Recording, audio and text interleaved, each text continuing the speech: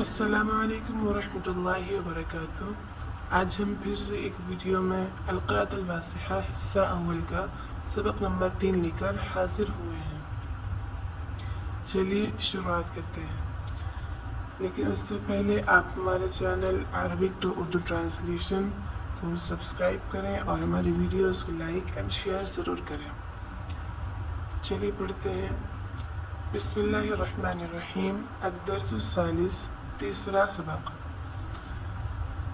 واقف کھڑا ہوا، جالس بیٹھا ہوا، مفتوح کھلا ہوا، جدید نیا، قدیم پرانا، مفید فائدہ مند، جید عمدہ، ردیء بیکار۔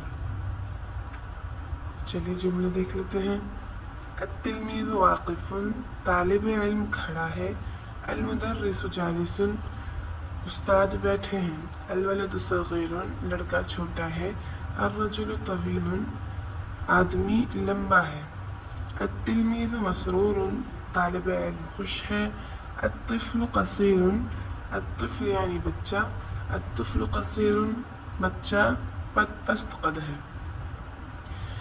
الباب مفتوح، دروازہ کھلا ہے، الکرسی جدید، کرسی نئی ہے، المکتب قدیم، مکتب یعنی میز، قدیم پرانی ہے، میز پرانا ہے، الکتاب مفید، کتاب مفید ہے، فائدہ مند ہے، القلم جید، قلم عمدہ ہے، اچھا ہے، الورق ردیء، صفحہ بیکار ہے، کتاب کا جو صفحہ ہے وہ بیکار ہے۔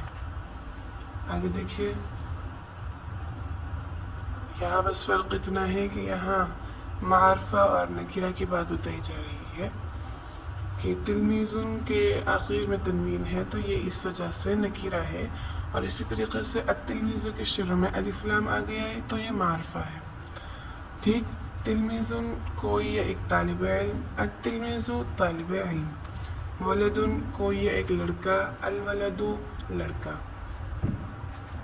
رجل کوئی ایک آدمی، الرجل آدمی، بابن کوئی ایک دروازہ، الباب دروازہ، کرسی کوئی نہ ایک کرسی، الکرسی کرسی، مکتب کوئی ایک یا پھر کوئی بھی کرسی، مکتب یعنی میز تو کوئی کرسی،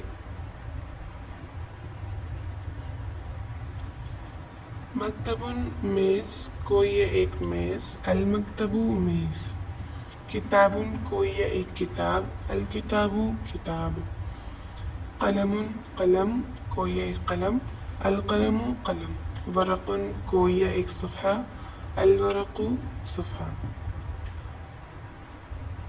تو آج کے لیے بس اتنا ہی کافی ہے، ملتے ہیں پھر نیکسٹ ویڈیو میں۔ السلام علیکم ورحمۃ اللہ۔